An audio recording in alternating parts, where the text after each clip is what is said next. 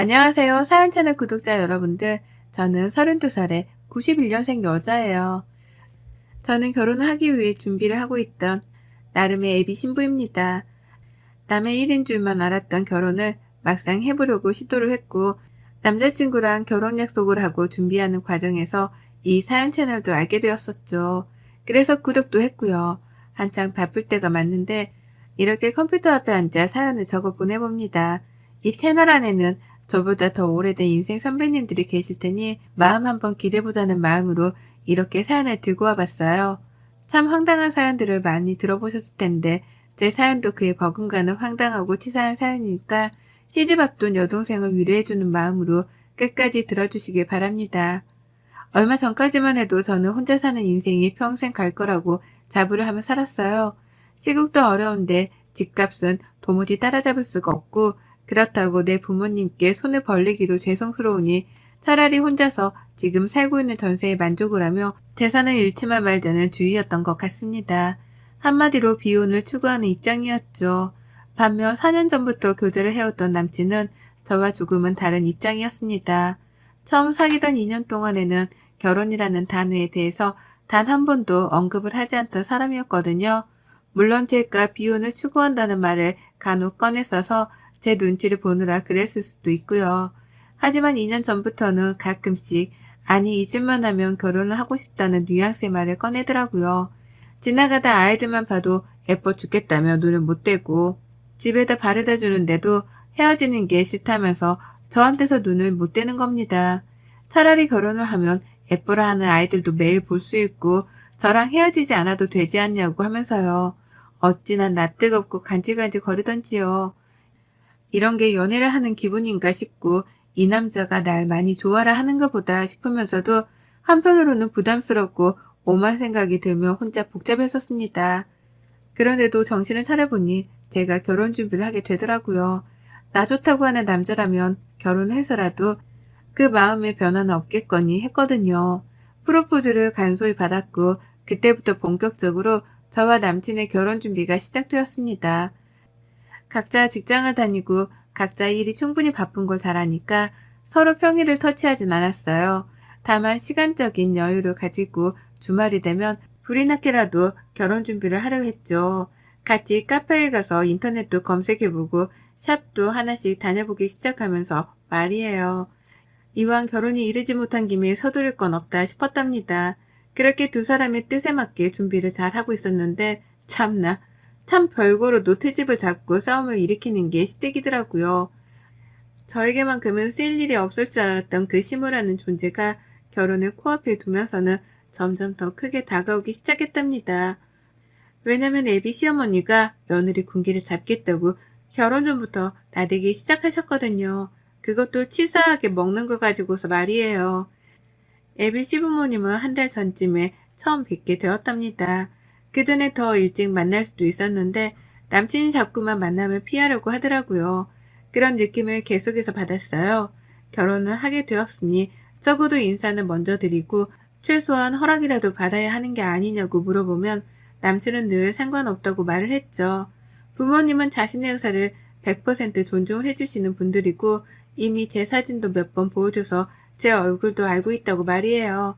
그래서 부모님을 만나는 건 충분히 나중에 해도 되는 일이라고 말입니다. 처음엔 그냥 그런 거보다 했어요. 내 얼굴도 알고 있다고 하고 남친의 의사를 존중해주는 분들이라고 하니 적어도 젊은 자식의 앞길에 죄를 뿌리지는 않는 신세대스러운 분들이겠지 싶었답니다. 저희 부모님이 약간 그런 쪽이었거든요. 저 하는 일을 말리지 않고 무조건 존중해주고 응원해주는 분들 맞이죠. 서로의 부모님이 비슷한 면이 많구나 싶어서 저로서는 오히려 더욱 호감이 갔었답니다. 그래서 남친이 하는 말대로 서두르지 않았어요. 나를 보고 싶어 한다면 예비 시부모님이 먼저 연락을 취해주시거나 필요할 때 남친이 약속을 잡아주겠거니 하면서 기다렸어요.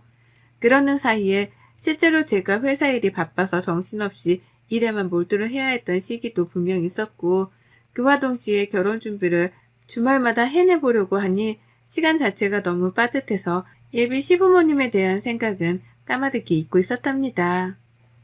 그러는 중 남친이 한 달 전에야 예비 시부모님을 뵙자 말을 꺼내더라고요. 부모님이 저를 보고 싶어 하신다는 말이에요. 올 것이 왔다 싶었습니다. 그리고 한편으로는 너무 감사했어요. 나에게 관심이 없어서 보잔말을 안 하시는 건가 싶었는데 이제라도 보고 싶다 말씀을 해주셨다고 생각을 하니 긴장도 되었지만 설렘도 컸던 거죠. 열심히 잘 보일 준비를 했고 남친의 말에 따라 시어머니가 좋아하신다는 예쁜 꽃도 사갔고 시아버지랑 함께 나눠 드시라고 건강 홍삼 세트도 하나 사갔습니다. 이것도 제가 결혼을 먼저 한 회사 선배들한테 물어보고 또 물어봐서 정했던 선물이었어요. 제 나름 열심히 준비를 해간 선물 말이에요. 하지만 시작부터 그 선물 하나 때문에 저의 첫인상은 완전 개판이 되었답니다. 어머님이 꽃을 거들떠도 안 보시더라고요. 꽃을 들고 가는 그 순간부터 꽃에 한 5초 정도 진심을 다해 시선을 고정시키더니 제 손에 든 홍삼부터 집어서는 곧장 부엌으로 들어가시는 겁니다. 뒤따라 꽃을 들고 쫓아가면서 어디다가 놔둬야 하는 건지 슬쩍 물었는데 어머님은 에휴 쓸모있는 것도 많은데 왜 하필 꽃을 라고 대답을 하셨답니다. 정확히 이렇게요. 그 바람에 저는 눈치를 챘죠. 어머님이 꽃 말고 좀 더 돈이 되거나 먹을 수 있는 그런 것들을 바라시는 거구나 라고요.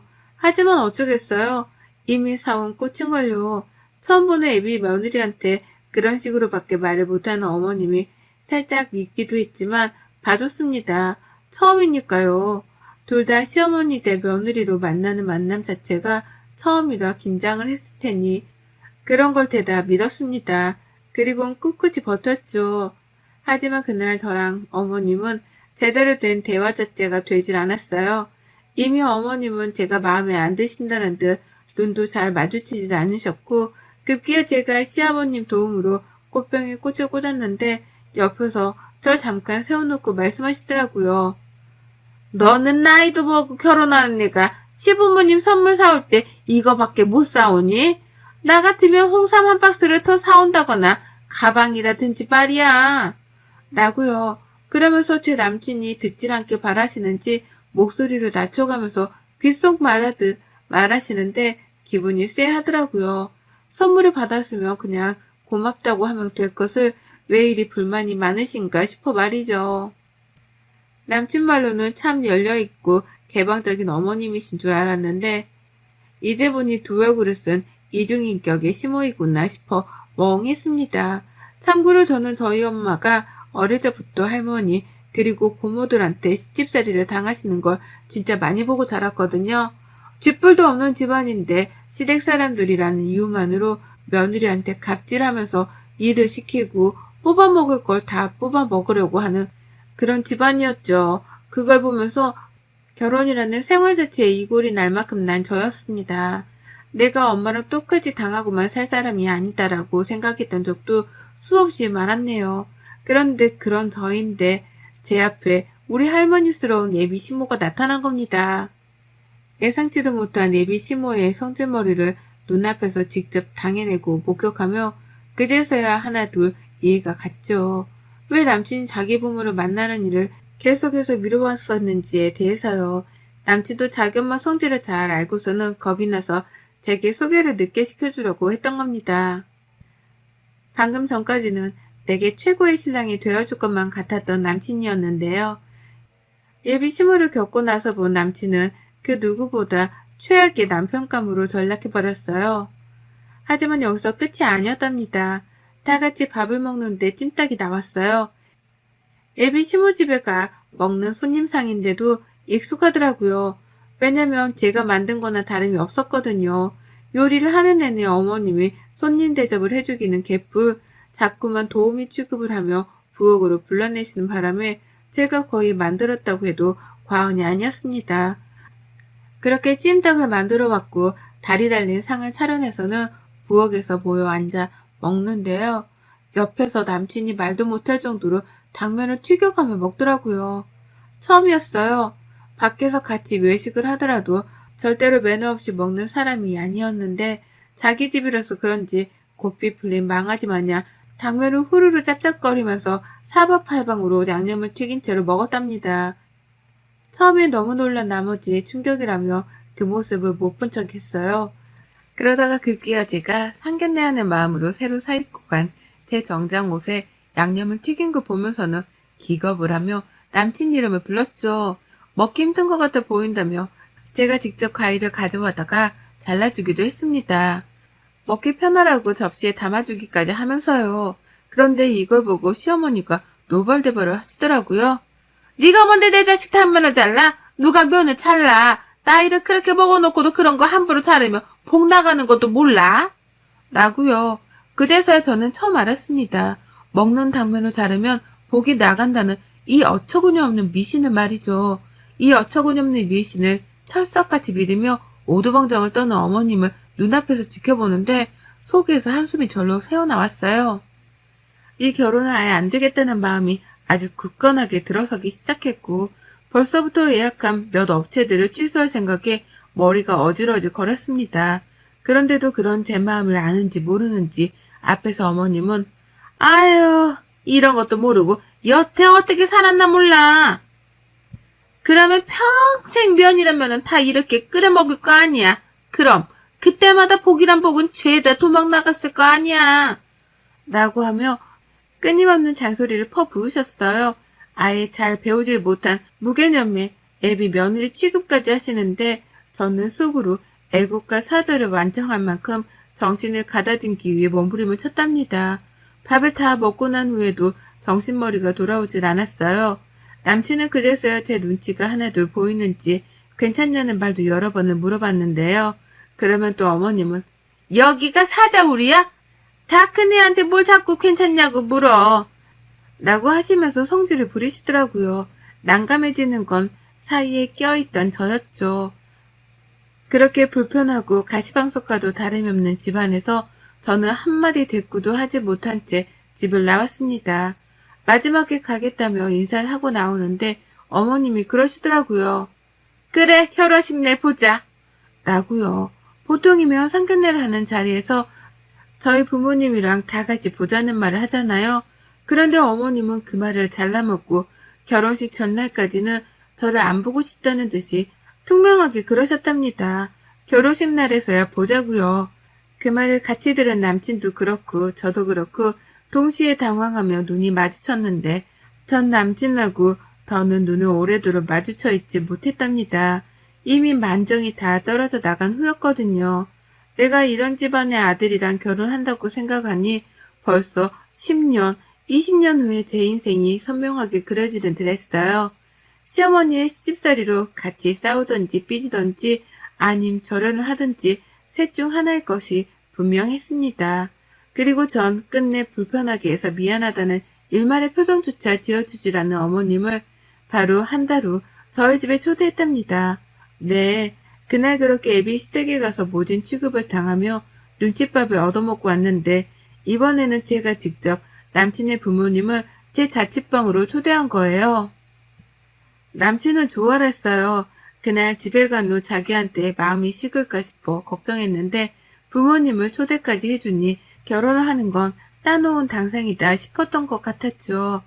평일은 일하느라 바쁘니 시간을 비울 수 없었고 주말에 남친 부모님을 집으로 불렀습니다. 평일에 오겠다고 손님 주제에 시어머니가 고집을 부리시는 걸 겨우겨우 말리고 바꿔서 토요일에 약속을 잡았었네요. 다른 건 하나도 해놓지 않았어요. 소중한 주말인데 내 손모가지를 고생시켜 가면서 굳이 요리를 할 이유는 없었답니다. 그래서 최대한 간단하지만 제가 좋아하는 음식으로 준비를 했어요. 이름하여 비빔국수 말입니다. 야채를 넣고 싶은 걸 넣은 것도 아니었습니다. 그냥 냉장고에 아예 있는 걸 꺼내 넣었죠. 양파, 당근, 사과가 있길래 얇게 썰어 대야에 넣고 야채가 있어야 하나 싶어서 베란다에서 조그맣게 키우고 있는 상추를 따다가 넣었네요. 그리고서는 계란을 삶고 면을 삶았습니다. 요리를 다 하고 나니까 30분이 채 걸리지도 않았어요.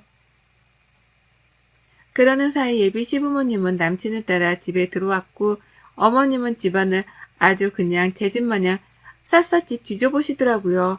베란다에 나가서는 제가 키우는 반려식물들을 보며 이런 건 다 공간 낭비인데 라고 잔소리까지 꺼내 드셨답니다. 봐도 적응 안 되는 성격을 가진 분이셨어요. 그런 어머님을 나몰라라 하며 저는 끝내 비빔국수 하나를 내어놨고 밥을 먹자는 제 말에 달려온 어머님은 기겁을 하며 저 노려보셨죠. 왜 꼴랑 이거밖에 준비를 안 했냐는 표정이었답니다. 물론 저는 그런 눈초리를 받는 걸 알면서도 신경조차 쓰질 않았네요. 신경 써봤자 제 정신건강에만 좋을 게 없었으니까요. 다 같이 후루룩 국수를 먹는데 어머님은 말씀이 없었어요. 아무리 생각해봐도 애비 며느리가 자신한테 고기 한 조각 들어가 있지 않는 비빔국수만 만들어줬다는 사실을 받아들이기 힘들어하시는 듯 보였습니다. 하지만 옆에서 그 속도 모른 채 맛있다면서 후루룩 먹어대는 아버님과 아들 모습에 속도 터지셨던 것 같아요. 그래서인지 먹다가 한숨을 쉬고 또 먹다가 한숨을 쉬고 반복해가면서 기분이 나빠했던 티를 아주 파악반대를 하셨죠. 그리고 저는 그런 시어머니의 머리 꼭대기 위에 올라가 있었습니다. 한숨을 쉬건 말건 신경도 안 쓰고 제 멋대로 막 국수를 말아먹었어요. 남친이랑은 평소처럼 대화도 나누려 했고요. 그러자 어머님은 그제서야 말씀을 꺼내셨는데요. 제 집에 대해서 물으시더라고요. 기분 나쁘려고 던지는 말인 것 마냥 말에는 가시가 박혀 있었고요. 너는 그래서 이 집이 천사라고? 언제 돈 모아서 집 살래 니들? 평수가 이게 넉넉할런지는 모르겠는데 결혼하면 그냥 딴 데 가서 살지 말고 여기서 쭉 살아라. 네가 살림은 다 가지고 있으니까 우리 아들은 몸만 들어와도 되겠네. 결혼이 뭐 대단한 것도 아닌데 여기서 조용히 시작해. 라고 말씀을 하며 이미 저랑 남친이 결혼을 하는 걸로 결론을 내리셨습니다. 나는 내 집에 남친을 들여서 살 생각이 하나도 없는데 어머님은 전셋집 하나 있는 며느리 덕분에 돈이 굳었다고 생각을 하신 건지 무조건적으로 이 집에서 신혼집을 차리게 할 작정이신 듯 했습니다. 당신 아들은 아무것도 들고 오지 않아도 되겠다는 말을 참 당연하다는 듯 뱉어내시더라고요. 형용할 수 없을 만큼의 화가 저를 가득 채우고 있는데 그러는 그때 어머님의 웃음 광경 하나가 포착이 되었어요.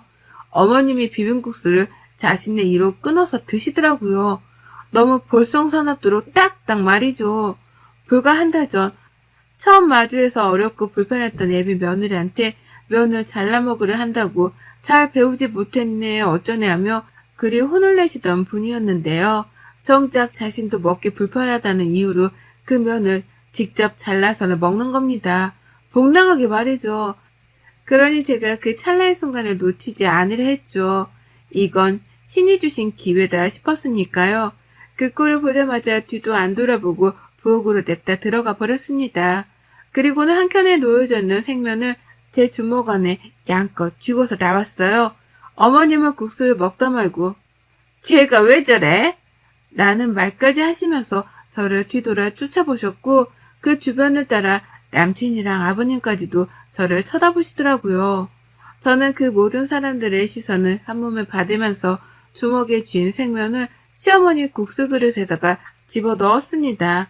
어머님은 어쩔 줄 몰라 하며 당황해했죠. 나 더는 안 먹을 거야. 이걸 왜 나한테 줘?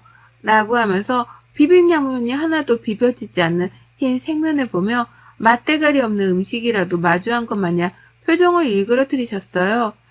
그런 어머니께 저는 바로 잔소리를 퍼부어댔죠.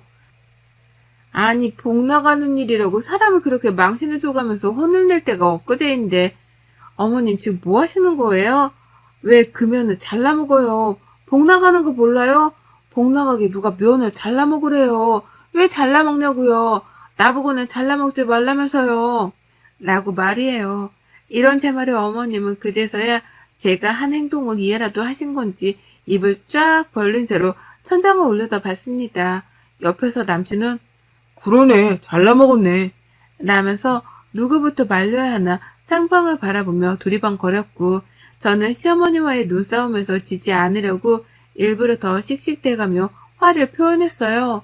어머님은 여전히 충격을 받으셨는지 전만큼이나 잔소리를 퍼붓지 못하셨습니다.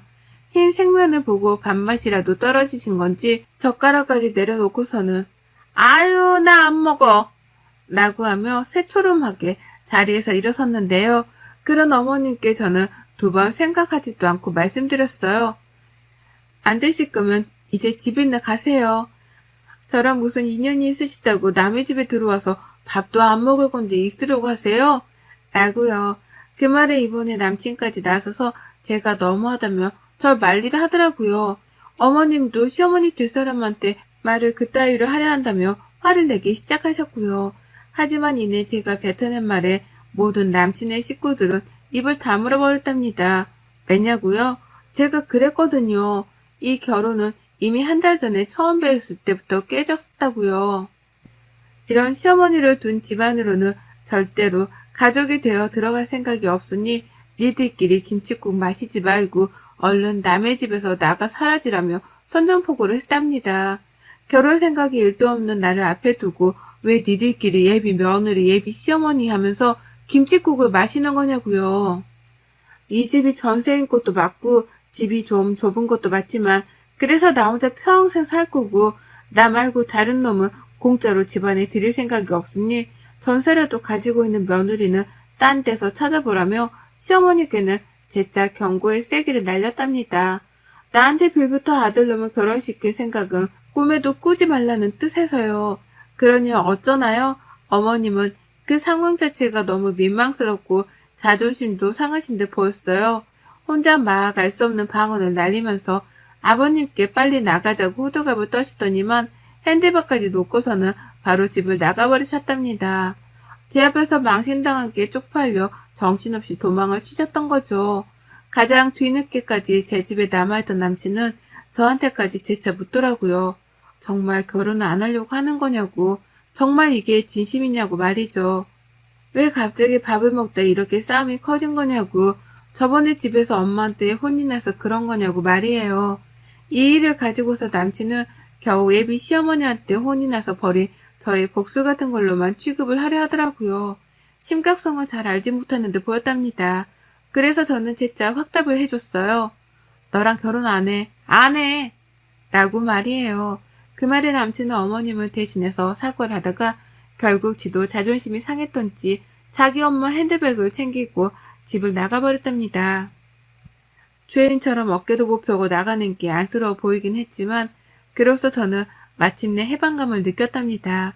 잠깐 동안 결혼하겠다고 설레발을 치고 다녔던 것이 조금은 부끄러울 만큼 지금의 저는 다시금 혼자의 자유를 되찾고 지긋지긋했던 이 예비 시댁하고 손절을 쳤어요.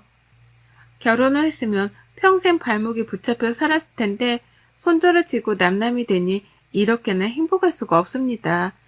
다시 행복을 찾게 해준 비혼 생활이니 더 좋은 집안과 사람을 만나기 전까지는 이 비혼 생활을 잊지 않고 이어나갈래요. 여러분의 생각은 댓글로 남겨주세요. 오늘도 시청해 주셔서 정말 감사합니다.